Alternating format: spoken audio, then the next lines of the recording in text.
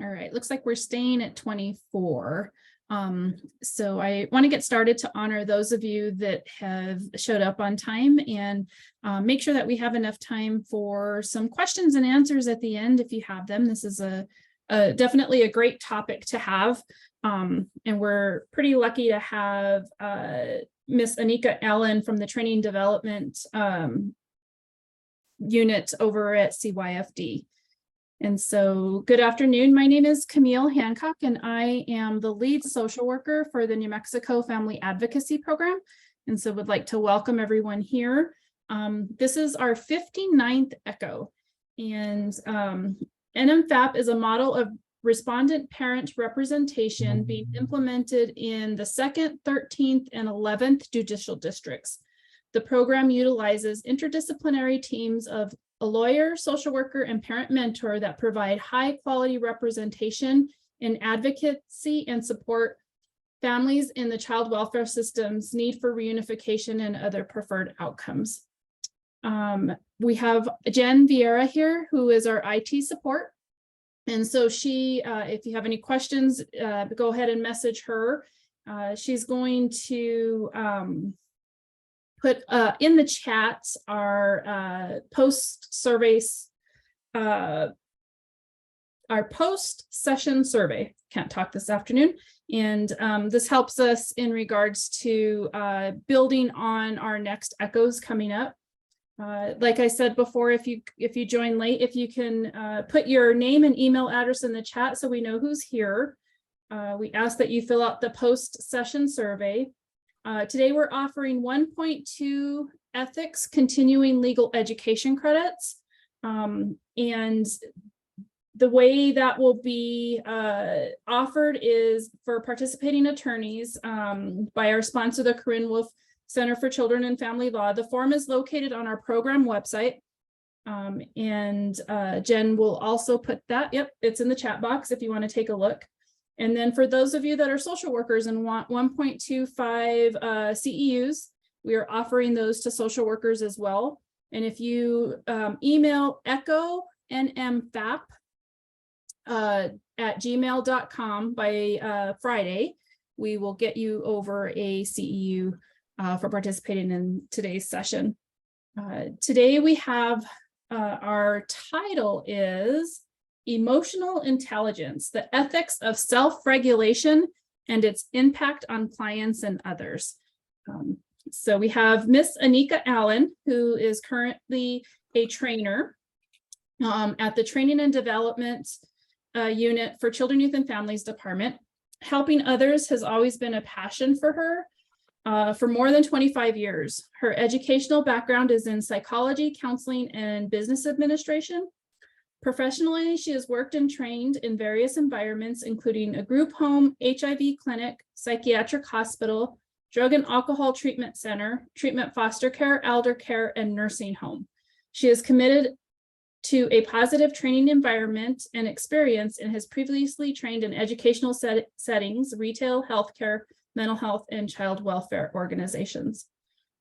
Our learning objectives are to identify hopefully the participants will be able to identify their general emotional intelligence capabilities, learn why strengthening your emotional intelligence capabilities will enhance your effectiveness working with other people, and to be more familiar with the 4 core capability supervisors used to develop your own EI, which is emotional intelligence.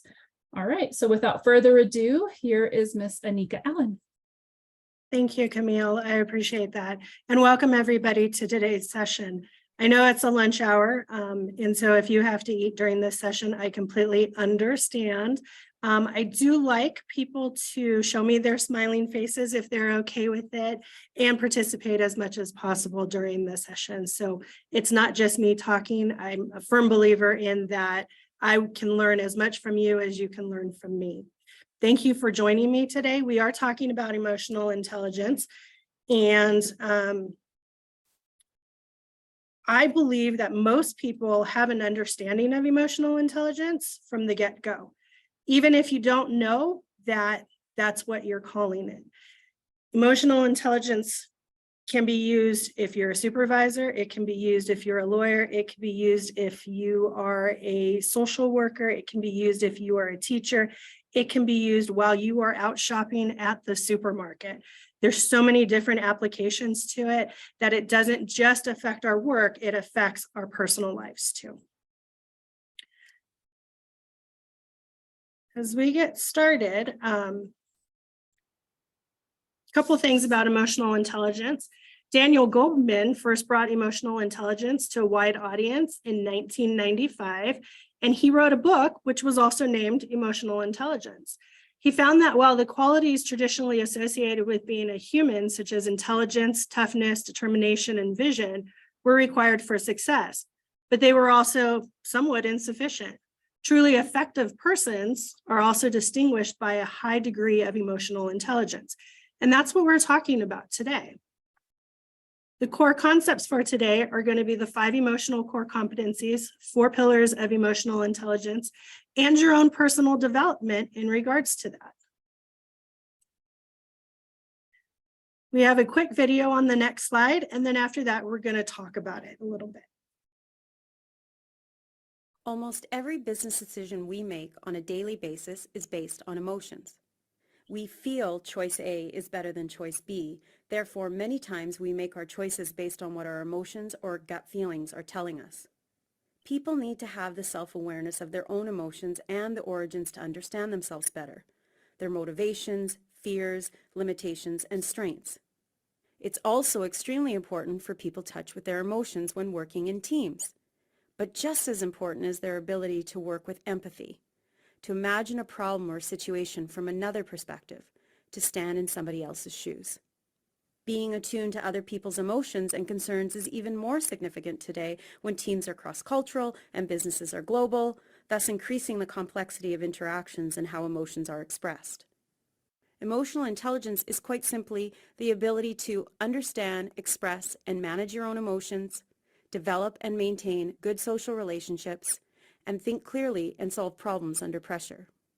Try this simple exercise. Recall a recent incident you would describe as stressful. Visualize yourself as an observer, not a participant, almost like you are looking down on the situation from above. As you shift from the role of the participant to the observer, notice the corresponding shift in your emotional state. This self-awareness, now freed of its emotional charge, will help you clearly see how you are impacted by the situation and how you are impacting others. All right. So what do you think about that video?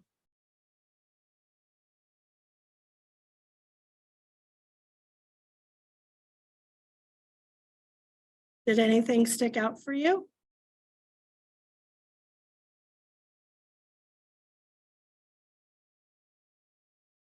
Or is this just all new and you want to see where it's going to go?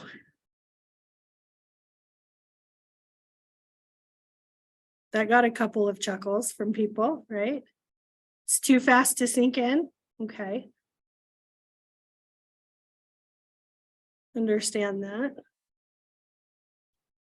All right. So why do you think we talk about emotional intelligence?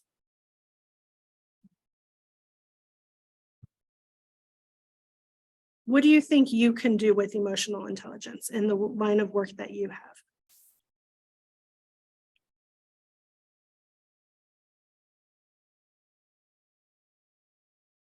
Okay, be a role model. Deborah, do you mind expanding on that a little bit? Hi, yeah, sure. Let's see. Well, we're dealing with families that are in crisis, parents, guardians, custodians, and children who are already coming from a traumatic background. And if we're just sort of replicating those behaviors, we're not really being very helpful. And we're basically not providing a safe environment. I don't feel like it's an emotionally safe environment for anybody, whether it's the families or the attorneys or the court. So that's what I'm talking about. Absolutely. And you would be correct in all of that. We can actually harm people further if we're not tuned into our own emotional intelligence, right? And in the type of work that we do, that carries a lot of ramifications, right? We work with a traumatized population. We know this.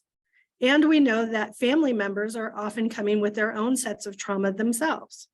We also know that family members are more likely to be able to help their kids through their trauma if they have resolved their own trauma. And you hit on another important point there, Deborah, that with emotional intelligence, it allows us to understand the situation that we're in, right? And how the other person might be feeling. Susan, you said it takes the personalization out of interactions. Can you talk a little bit about that? Well, I think what you just said was what I was thinking. It gives you a chance to remove your immediate adrenalized response to what's going on in front of you, which it's easy to interpret about you or it's about something you don't understand. Whatever the reason might be, immediate response is almost always physical, like, oh, like a defensiveness if it's an unpleasant interaction. So it gives us a chance to, like in that little blurb we saw, rise above that and just see the interaction without the blaming or the wondering or the judgment. Absolutely, 100%. So if I'm working here at CYFD and someone comes up to me and hits me, is it a good idea for me to hit them back? What do you guys think? Should I hit them back? Or if you're a lawyer and you're working with a client family, should you hit them back if they hit you? And you don't really have to answer the question, right? We're all sitting there thinking about it and going, yeah, no. But what Susan's talking about is that our initial reaction is we're going to want to defend ourselves, right? And emotional intelligence allows us to understand and reflect on a situation and make good decisions about that situation.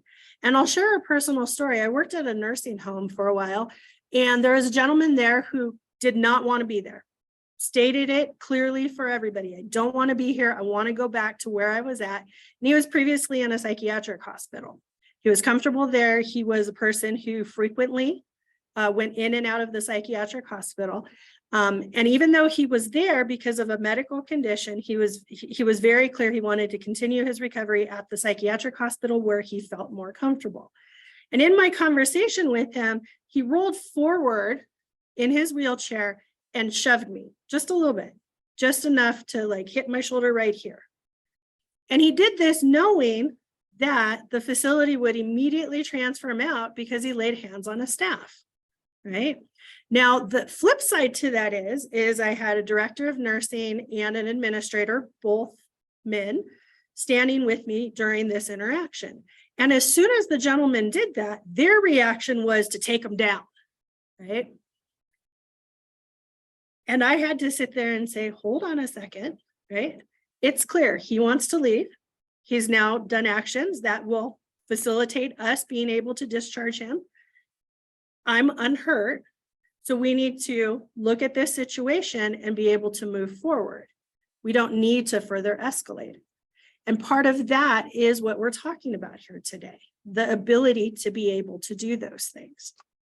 So I want to put the slides back up here just for a sec and talk about it. So it helps us professionally, right? And it's not just with our clients and their family members. We like to think that it's just with our clients and their family members, but it's also equally with our coworkers too. We have to know what's going on with our coworkers.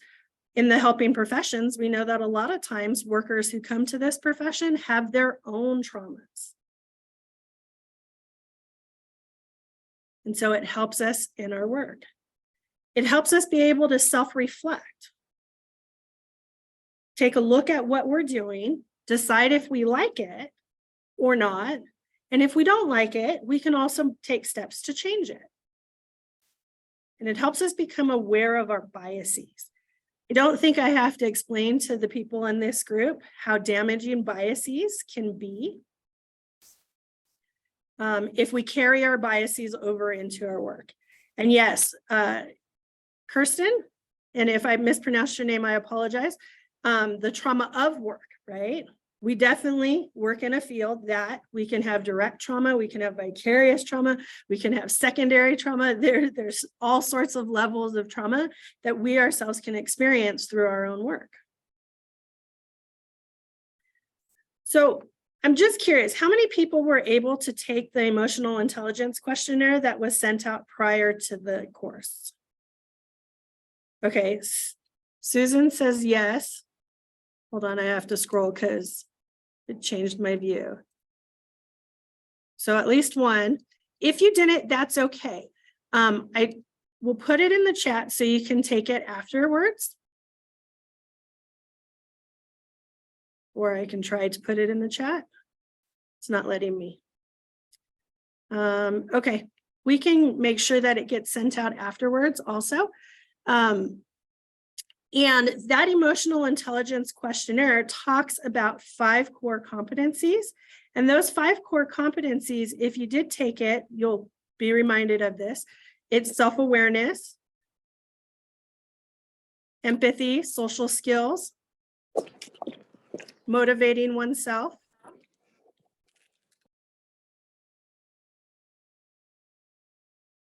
and managing emotions, right?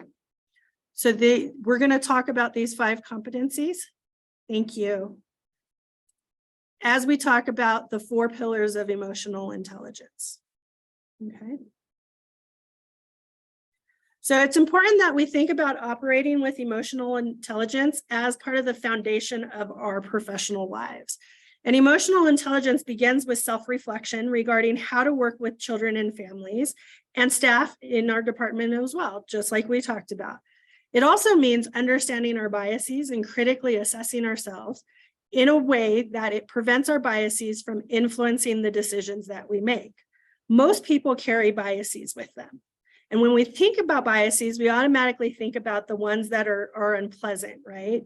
If somebody is biased against a particular person based off of their race. But it's equally a bias if I like the color green. And I point this out just because not all biases are bad.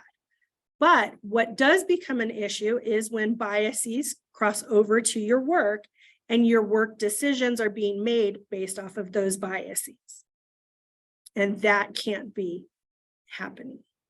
So the 4 pillars of emotional intelligence are listed here, and we're going to talk about them separately. So self-awareness, social awareness, self-management, and relationship management. The 4 pillars are within the 5 emotional core competencies that are in the emotional intelligence questionnaire. And again, you'll be able to take it afterwards if you didn't get a chance to take it before. The idea behind it is that self-reflection and awareness piece. Where are you in terms of self-awareness, managing your emotions, motivating yourself, in terms of your empathy or your social skills? So let's talk about this. Self-awareness. It's the core pillar of emotional intelligence. And it's associated with the emotional competency of self-awareness. Self-awareness is the ability to recognize what you're feeling, to understand your habitual emotional response to particular events, and to recognize how your emotions affect your behavior and your performance. Self-awareness is also the ability to accept yourself and identify your own personal motivators, your emotions and triggers as different situations arise.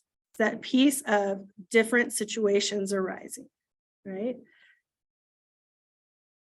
Self-awareness impacts our behavior, it impacts our performance, and it impacts our relationships.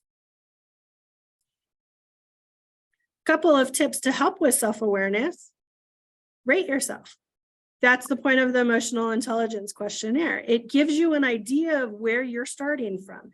And if you're not happy with any of the sections, you can work on that area. If you rate lower on motivating yourself, you probably already know this about yourself if you rate lower on that area, right? And if that's the case, you can do specific things to increase your motivation, your self-motivation. So it's different for every person. Know when and from whom to seek out feedback. You don't know what you don't know. And knowing that we don't know everything is an important part of emotional intelligence. We often have to ask. You can seek feedback from supervisors and coworkers if you have a mentor. Anyone who can give you information about your performance and provide you with an opportunity to grow. You can take an inventory of your own values and beliefs and assumptions. Do not allow them to impact your work or make decisions about others using your own personal standards. We have to first be aware of where we are before we can start to consider where we need or want to be. A couple other tips: learn from our mistakes. This is huge, and it ties into psychological safety, right? We have to be willing to make mistakes and willing to learn from them, not just cover them up. We also have to be open to change, and change is hard for us as adults.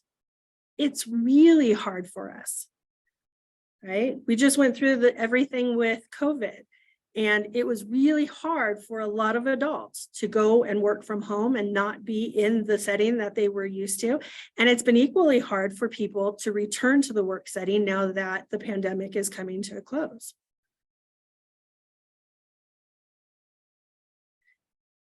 Be open to change. Change is a part of life. Understanding it's a part of life also helps us help our clients understand it's a part of life too. Nothing stays the same for too long. And if you have any skill set that may be limited, you can seek to work with your coworkers and your supervisor to maybe strengthen those things that you're not as strong in.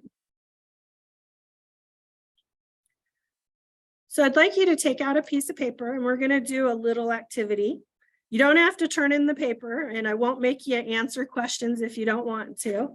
I just want you to reflect on things, right? So the first part I want you to do is list 3 strengths for yourself. We have to be able to see the good that we do and the strengths that we have, because far too many of us are very self-critical too. We know our weaknesses a lot of the times. So what are your 3 strengths?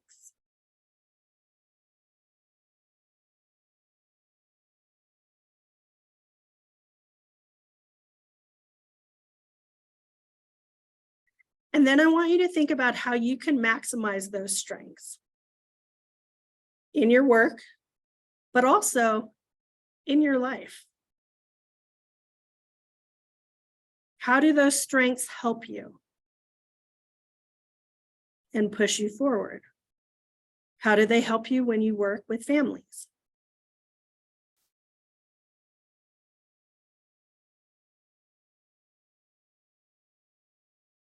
So we have to look at both sides of things, right? So now I want you to list 3 things about yourself that you would like to improve. Now notice I didn't use the word weaknesses or things you don't like, right? But we all have things that we want to improve about ourselves from time to time. So what are those things?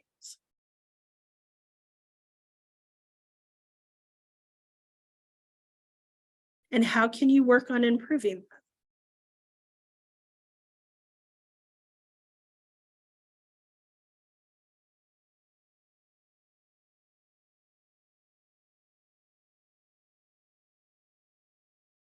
Is anyone willing to share their answers?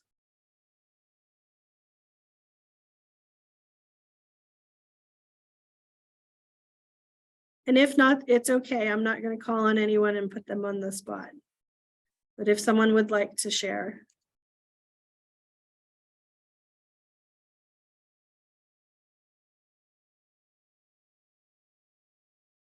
Okay. So the second pillar is social awareness. And social awareness is the ability to adjust to different social situations and modify your interactions with others to achieve the best results. Empathy is associated with social awareness. So what is empathy?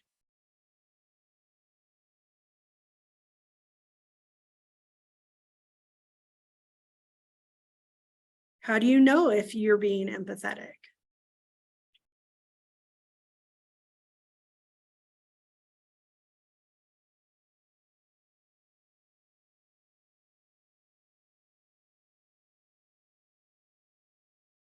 Empathy is about listening.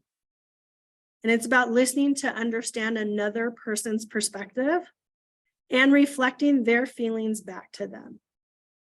If you're familiar with motivational interviewing, this is done when we do reflections as part of motivational interviewing. It helps us build trust and rapport, and it really lets the person that we're talking to know that we heard what they said and that we understand the meaning of their words, because we've reflected it back to them and they can tell us, yes, you got it, or no, you don't. Completely missed the mark on it.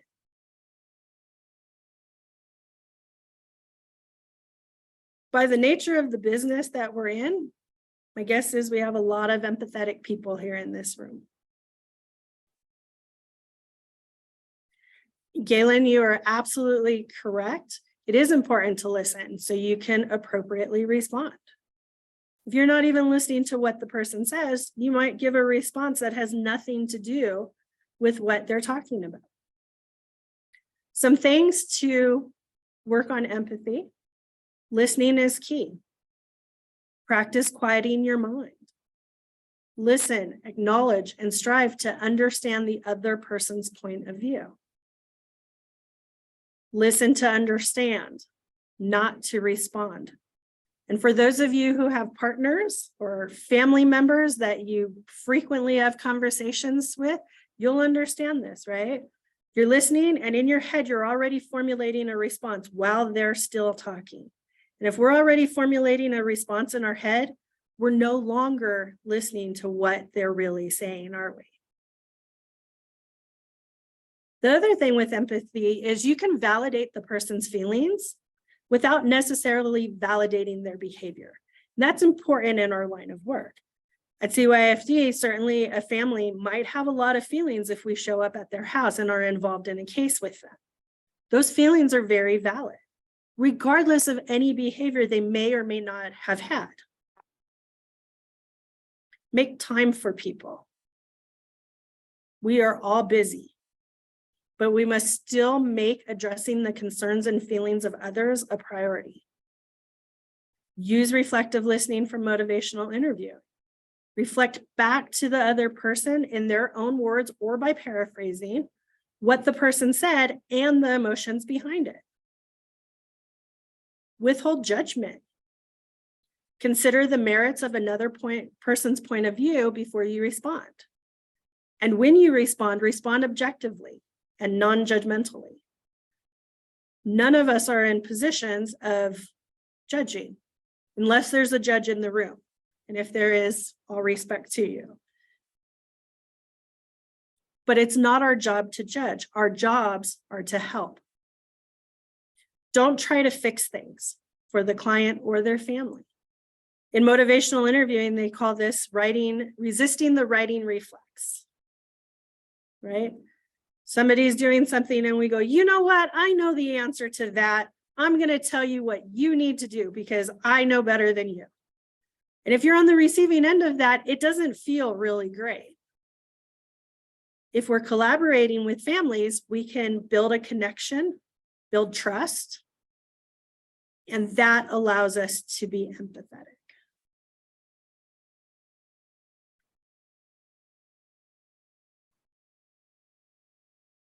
I want everybody to take an empathy quiz, and I'm going to put the link in the chat box. The quiz takes about 5 minutes. And I would like you to do it in class. It's not very long. Most of you should be able to click on the link in the chat box and go directly to the quiz. Some of you may have to copy and paste it into your browser, depending on your computer system. So take about 5 minutes and we're going to have you go through the quiz. And then when you're done, we're going to come back and talk about it.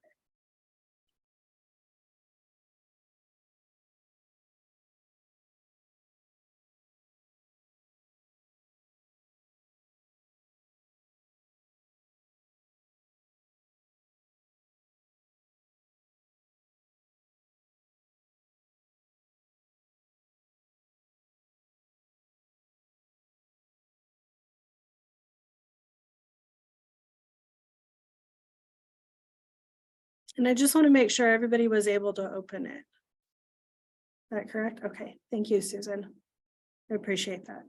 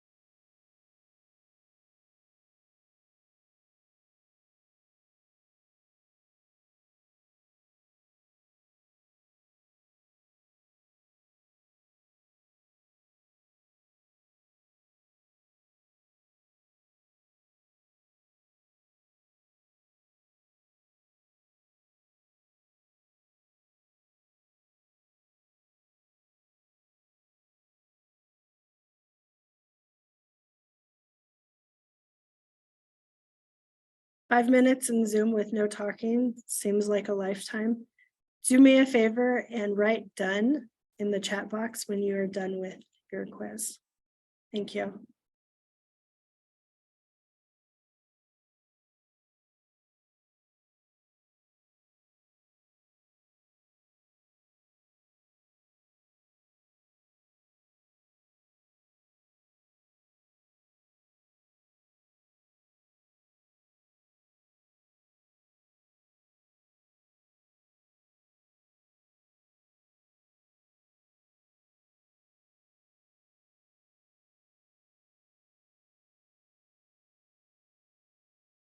Thank you, Shasta.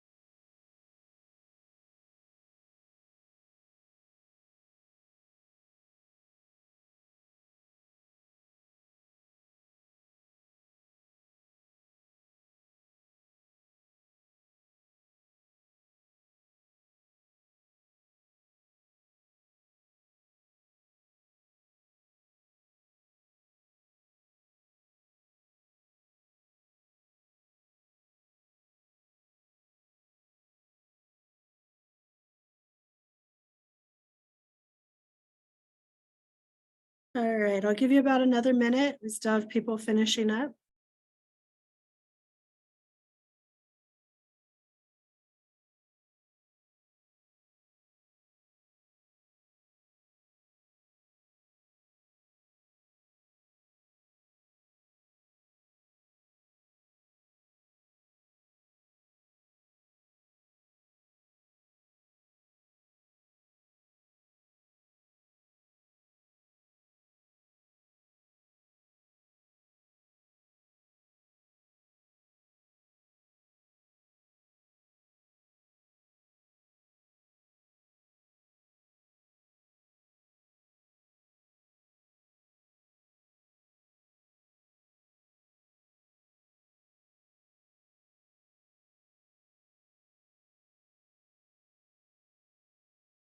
All right, thank you for putting done in the chat box to help me track how many people are done.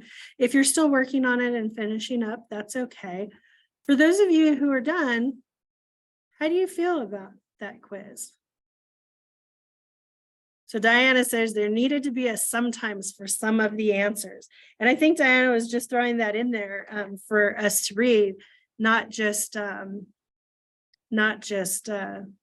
response to my question. Do you feel the results were accurate based off of what you already know about yourself?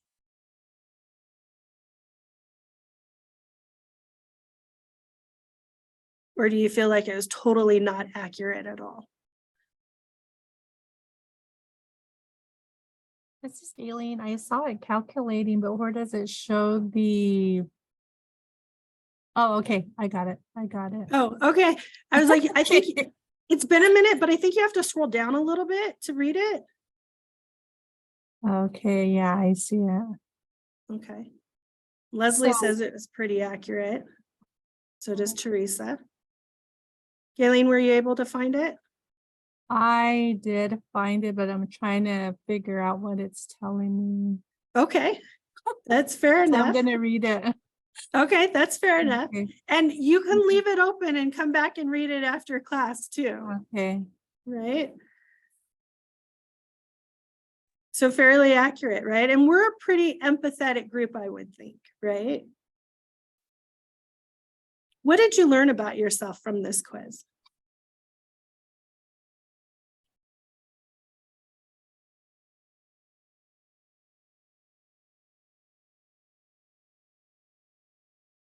Did you learn anything about yourself?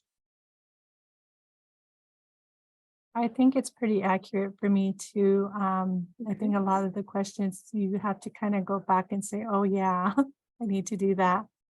But yeah. I really understand where I'm at with this quiz now that I took it. It's been a while since I've done EQ. Did it in my previous job as a home visiting coordinator. So this is kind of like a refresher for me, but yeah, it's Okay, to see that. okay. Thank you for sharing. Marianne, did you want to share also? Yeah, I thought I was a lot more empathetic than the quiz gave me. That was frightening. For me, it Interesting. was. Okay. So I will say this about this quiz. You can get different answers depending on the day you take the quiz, right? So Yeah. if you're feeling, and Marianne, I'm not saying this is in your No, situation. that's fine, whatever. But if you're feeling depressed on a certain day or really frustrated on a certain day, you might score very differently on those days than you would on a day where you're feeling very sentimental. Right? So it can change. The nice thing about this quiz is it asks questions in a couple of different ways, right? And it's looking for consistency in those answers. And I forgot who said it. It said we need a sometimes, right? And the quiz kind of forces you into one or two categories, right? It doesn't let you do that. Oh, well, sometimes I do that.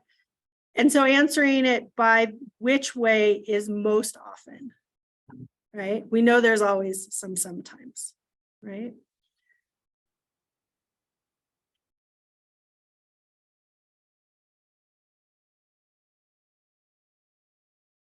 All right. And Susan says, too much empathy can make having your own sense of self hard. Susan, do you mind sharing some more about that? Well, so I have been a therapist my career and very empathic. And I think as I got older, I began to realize that, I mean, that's where boundaries come in. So it's taking a lot. I can't hear Miss Burns at all. Oh, yeah, Marianne, I don't know if it's your internet connection or It's if, just garbled. It usually isn't. I don't know. I can't hear her either. Oh, that's try weird. again, Susan. Well, I just plugged in my external speaker. How's that? Is any better? I can hear you. Perfect. Okay, okay, it's me. Just sometimes you have to, they have to constantly remember that the empathy, that the thing you're experiencing empathically is theirs and not yours. And that's just part of the work that I do. It's not necessarily part of, what your focus is here, but it's something I think a lot about. And I think it's not always, you don't always want to say you're 100% empathic or whatever that would look like, so just a thought. Okay, I understand a little bit more of what you're saying. And it's an interesting concept. I once had a conversation with a colleague about, and this particular colleague had said, we teach empathy in class. And I was like, in my point of view, I can't teach anybody how to feel empathy. I can teach someone how to act empathetic, but I cannot teach them to feel it. And I think that's along the same lines as you, Susan, where really recognizing that feeling that you're having, whether it belongs to you or does it belong to the person you're listening to. Is that about right? Okay. Thank you for sharing. Okay. And the good thing is you can take this quiz at other times. You have the link. You can take it as many times as you want, or you can throw it away and say, I don't ever want to take it again, right? But it helps us to reflect on ourselves. And if you know you are having different sorts of days, it's quite interesting to see how different your answers can be from those different days. Louise, were you going to say something?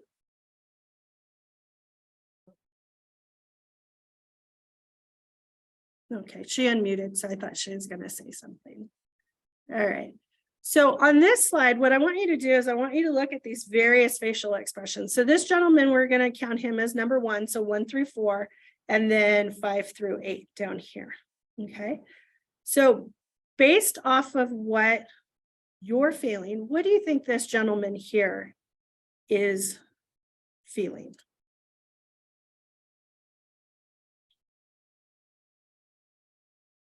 What's he feeling right here? Which gentleman? I can't tell what The- you're indicating. Oh, my pointer doesn't show up on your slides. My apologies. Oh, it's just super tiny. Got it. The next to the activity word.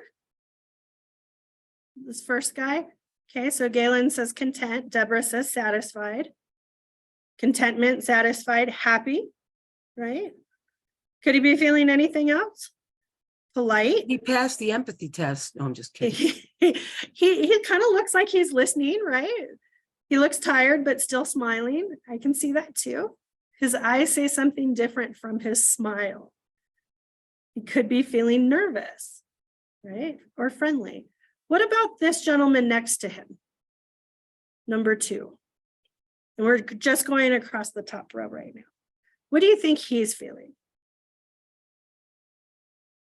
Thoughtful, okay. Could be reflective or contemplative. He's interested or confused. Could be puzzled or unsure. He's a thinker. Okay. And what about this lady here? Number 3. What do you think she's feeling? She's having a good time. Hopefully we're all having a good time. She's tickled, happy. She's laughing at a joke. She's got a great smile. Wonder what her laugh would sound like, right? And this gentleman at the end, what do you think he's thinking? Marianne's like, she just got engaged. I have a whole story for her life, right? He seems surprised. Okay. Amazing. Or divorced. Okay. That he has to look happy for the picture. Interesting that you picked up on that. Or amazed. Okay. What about this gentleman down here? Number 5, second row. Dubious. Confused.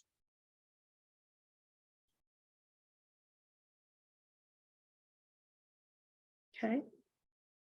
Not receptive. What about this gentleman here? Number 6. Amazed. Thinks the thought is pretty crazy, but he's trying to be polite. I like that one. He passed his test. Oh my God. Right?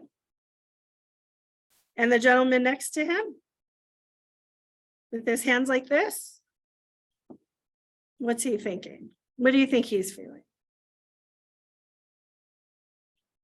No, please let it be over. He's super stressed.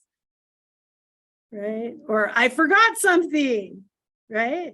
Or I can't believe that happened. The movie Scream from the fake horror Scream. Okay. Shocked.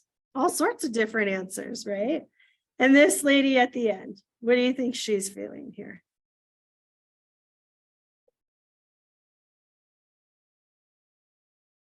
Unsure, dismissive, puzzled, irritated. Okay. Are you kidding me?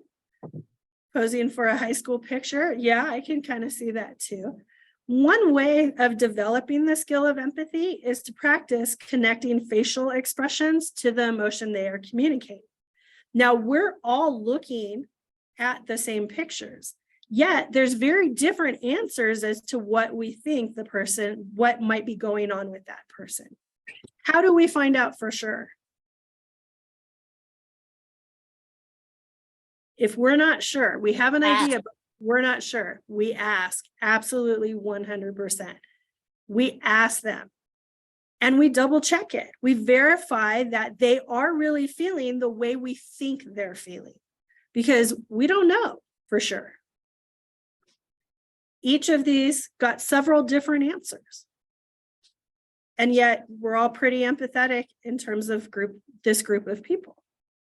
Right? Doesn't mean any of us are wrong. We just happen to not have the opportunity to ask these people in these pictures. So Marianne asked, what if they feel being asked is... So I guess we're gonna chat with the kids today. You wanna do... Okay, John, thank you for muting. And so I want to put that out to the group. What do you do if you think being asked about what they're feeling is being invasive?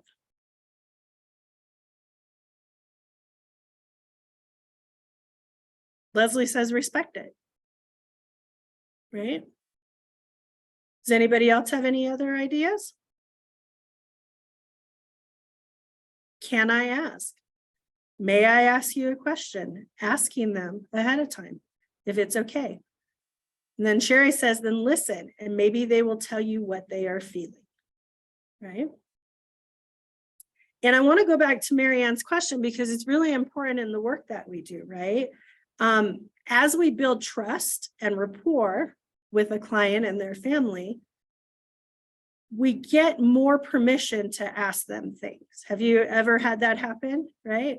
The second you meet a person, if I was to ask you super personal questions about your relationship with your partner, you might be like, whoa, I just met you. I'm not going to answer those questions, right? Think about the types of questions we ask our clients and their families. That might be their initial response, right?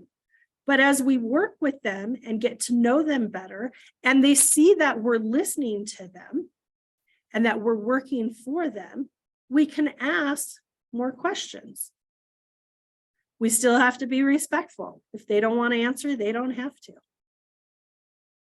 We might have an idea and we can still use that, but we can't force anyone to answer. And thank you everyone for participating in that. I appreciate that.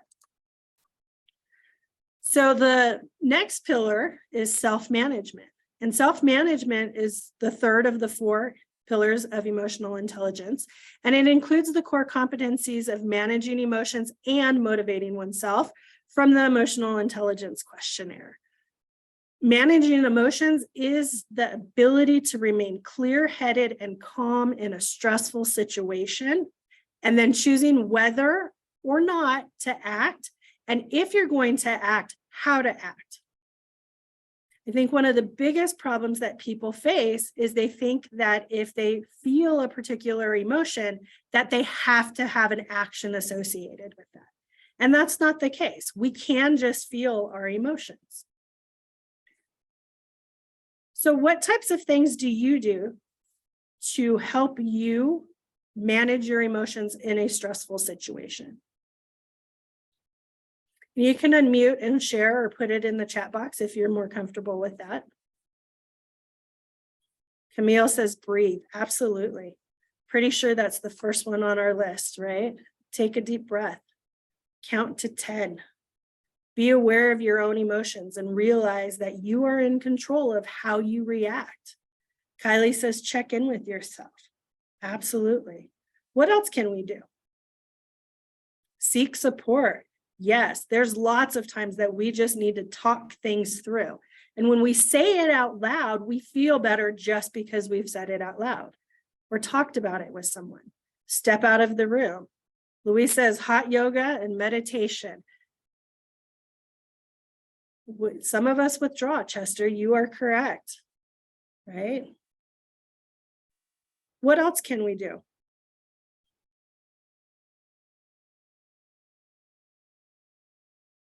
Anything else? You can So on this, self-assess why you're feeling a particular way and remind yourself that the other person is not acting in the way in order to spite you, like 99% of the time. Shasta, thank you for that. One of my favorite sayings is other people will not always act the way you want them to. And understanding that helps us in our life, right? So it also says that you can use silence, right?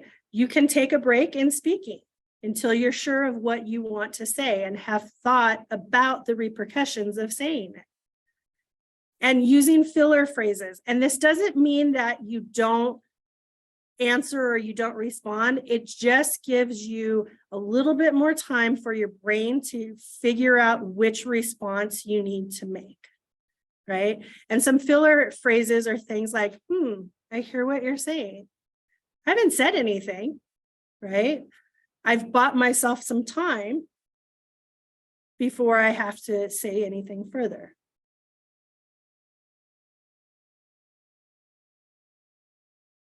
So Marianne brings up relationship recovery. Yeah. So the idea behind emotional intelligence is so that you hopefully don't get into a situation where you have to recover from it, that you're working on it ahead of time so that if you enter that situation, you can handle and manage yourself in that particular situation. But there are situations that get away from us. There are things that times where we act in ways that we probably shouldn't have. And when that happens, you do have to do repair work, right? And it's also equally important to say that not everybody will stay in that relationship with you. They can choose to leave the relationship and say, the repair work doesn't matter to me. Whatever you want to do doesn't matter. I need to step away from this relationship. So understanding your emotional intelligence, understanding where you're at goes a long way. Marianne? Yeah, I can't believe I'm doing all this responding today. That's okay. It's been a really emotional couple of days for me with regard to a case I'm doing, but you know, I have to say I must be speaking for myself. I get all that. I understand it. I support it. I think it's great. But for me, it's really not realistic. I mean, sometimes what's being brought up around you is so, could be so outrageous. You know, like for instance, there's a trial lawyer that came in and said, you know, you always have to keep your voice like level, you know, and he was doing, it was very impressive, right? He was doing cross exams and his voice was completely, I don't want to see unemotional, but really level. And that is a task. For me, that is a task. And if there's injustice, I really try to regulate, but anyway, what you present is a great thing, but I got to tell you, it's just incredibly difficult to maintain. It can And be. I'm really speaking personally. Yeah. And a lot of people know me, and so that they know how that is, but I really find it hard to regulate, I have to tell you. Okay. And I hear that and I respect that. I think it goes back to that, making sure we don't want to damage those relationships, right? Well, I'm improving. I try, but I just think it's unrealistic to always be sort of reasonable, right? And self-controlled. I mean, there are times when things are just a little bit too nuts to sit there and be I don't know. Like, well, normal something. I don't know. The good news is, Marianne, I'm not asking you to be perfect at it, right? Yeah.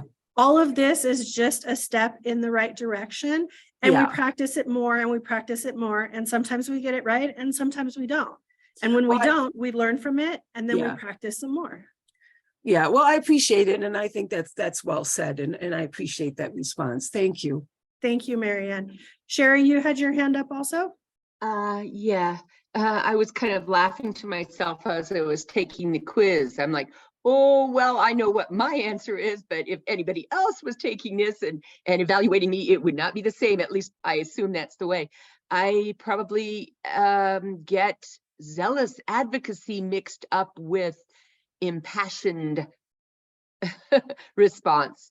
And I know that there are a couple of attorneys here that could agree with me on that point. Let me put it that way.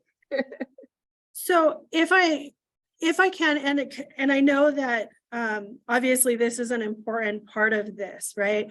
I want to be clear, this isn't everybody's going to act this way 100% of the time, right? We might be able to achieve this in our professional lives, and in our personal lives, it not even come close to it, right? Or vice versa, right? But the purpose is to work on it. So hopefully we don't have to repair relationships afterwards, because that could cost a lot of damage. And when we do work with families, that damage that's done also affects their cases, right? Anika, I'm going to pause you just for a second. Sure. We have people that are getting off at 1 o'clock. So please don't forget to do your survey and email that form if you want your CEUs, or email that email address, as well as these will be on our website under the ECHO. And so if you want to take a look at the PowerPoint, the different surveys, we do have those on the NMFAP website under ECHO. All right, Anika, thank you. All right, thank you. All right, so on this page, there's different emotions listed, and you'll notice they're separated in two different sides. And originally this said good emotions and bad emotions, right? And for anyone who's dealt with emotions for a long period of time, we'll all say the same thing, right? Which is there are no good and bad emotions. Emotions are just what they are. They are not good or bad. Most people associate them with the behaviors that come along with them. So, for example, anger. Anger is often unpleasant for the people who are experiencing it and for the people around the person who is reacting in anger. It's one of the hardest emotions that we deal with. And yet, we still have to be able to deal with it. I want you to think for a minute about how you manage your anger. What reactions do you have? What behaviors do you do when you're angry? And just take a moment to write them down. And part of writing them down is about that self-reflection piece. When we write things, it's a very different process from what goes into our brain and out through our hand. And we understand it in a different way. And ask yourself, am I happy with how I handle this? And if you're happy with how you handle it, write some of the things that you do to sort of manage your anger when it happens. If you're unhappy with your responses, write down some things that you'd like to work on to help manage your anger, things that you think might help you.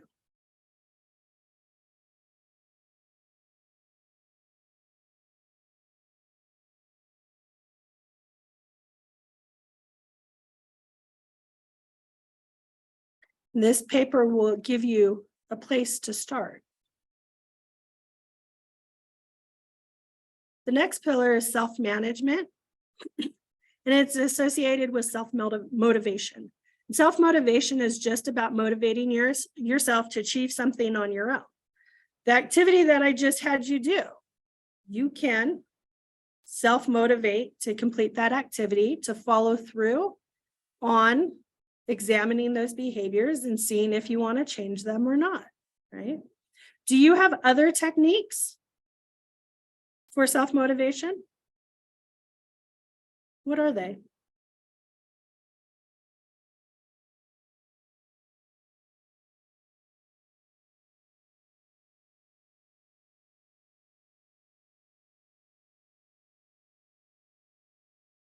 How about these ones?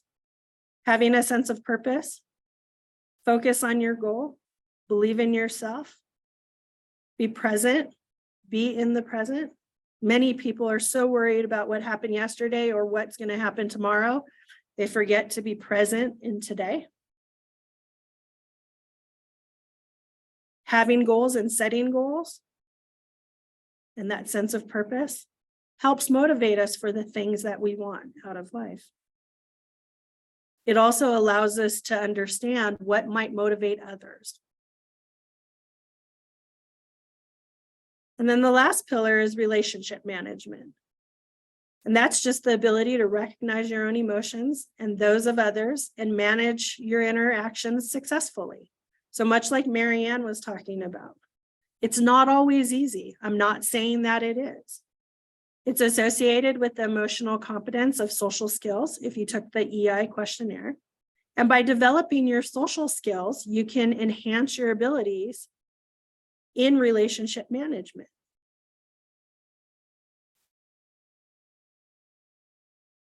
There are 7 social skills of emotional intelligence.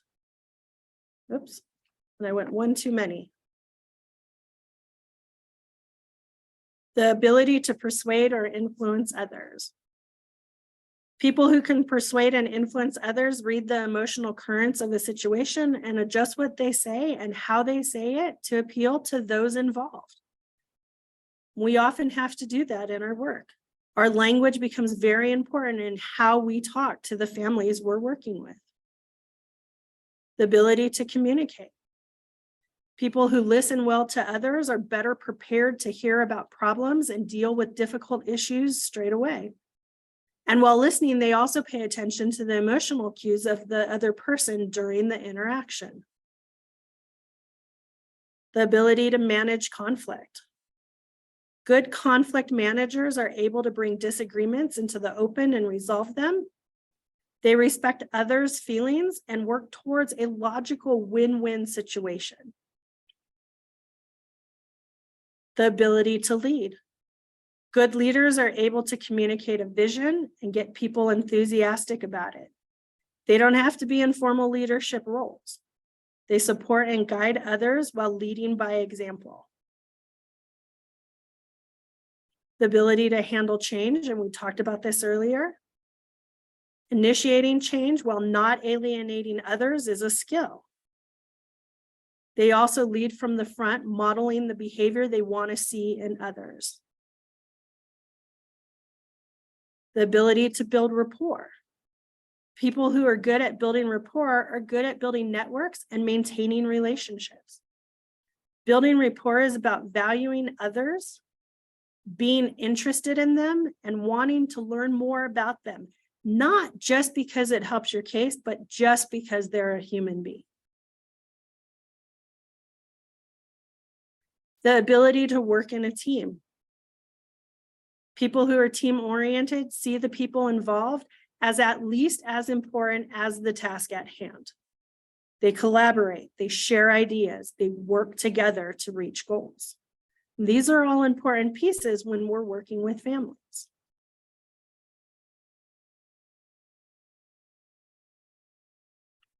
All right, last activity I'm going to have you guys do today. I want you to think about someone you know, and I want you to write down on the paper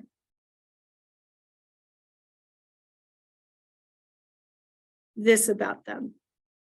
I want you to list 2 personality traits that they have, 2 of their goals, and 2 of their values.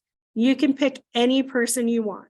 Write their name, 2 personality traits, 2 of their goals, and 2 of their values.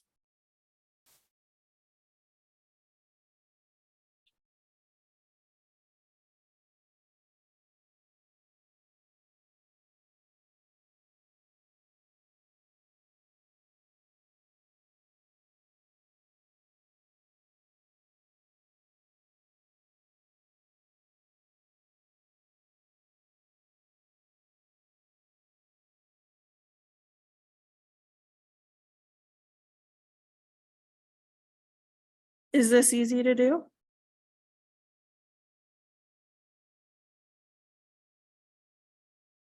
Do you know 2 of their goals and 2 of their values?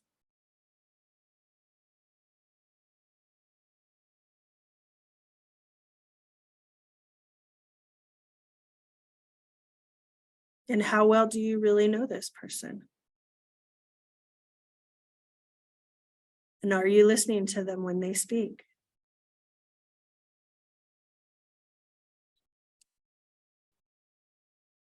So just some final thoughts. Just say no to guilt. Teresa, staying attuned to them, absolutely. Just say no to guilt. Right? Guilt can keep us from standing up for ourselves and from being honest because we don't want to hurt other people's feelings. Learn to say no nicely. Say no, thank you. It doesn't mean that you're being rude or uncaring or aggressive. It is a simple skill that increases your choice of behaviors, protects you from manipulation, and is also a key component of time management. It's also okay to say, I don't know. It's impossible for us to know everything. If you don't know something, find out and get back to them. It shows authenticity. And do what you say you will do. If you promise you're going to do something, do it. If you find out you can't do it, let them know. This builds credibility and trust when you're talking to others.